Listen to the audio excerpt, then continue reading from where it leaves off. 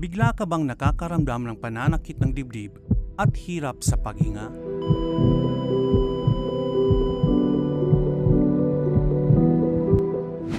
Ang bilang ng mga namamatay sa hanay ng mga manggagawa at kabataan dahil sa acute heart attack ay tumataas. Ang pagkaipon ng labis na paggawa sa mga hindi maayos na kapaligiran. Sobrang pagtatrabaho at kakulangan sa tulog kaakibat ng stress ay itinataas ang posibilidad ng biglaang pagkamatay dahil sa atake sa puso. Ang biglaang irregular na pagtibok ng puso, pananakit ng dibdib at hirap sa paghinga ay ilan sa mga karaniwang sintomas ng acute myocardial disease. Ang mga sintomas ng pagpapawis ng malamig, pagduduwal, at pagkahilo ay nangyayari rin.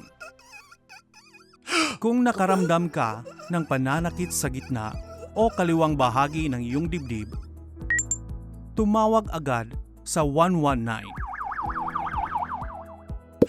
Nangyayari ang mga sintomas na ito kapag ang mga blood vessel ay kumikitid o nababarahan at hindi makadaloy ng maayos ang dugo tungo sa puso.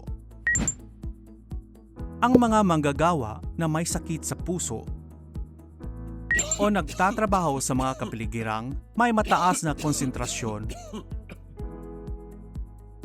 ng particulate matter sa mainit o malamig na panahon ay marapat na panatilihing ang malusog na pamumuhay. Huwag uminom ng alak o manigarilyo. Kumain ng mga prutas at mga gulay araw-araw. Sa halip ng mga pritong pagkain, kumain ng pagkaing niluto ng walang mantika. Matulog ng hindi bababa sa 7 oras kada araw. At magpahinga ng mabuti kapag pagod.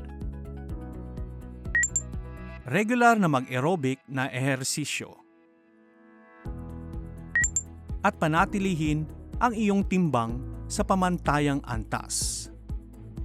Masusing pangasiwaan ang ibang mga kronikong kondisyon gaya ng diabetes at hypertension na nagpapataas ng posibilidad ng sakit sa puso. At iwasan ang banta ng biglaang pagkamatay sa pamamagitan ng mga regular na medikal na check-up.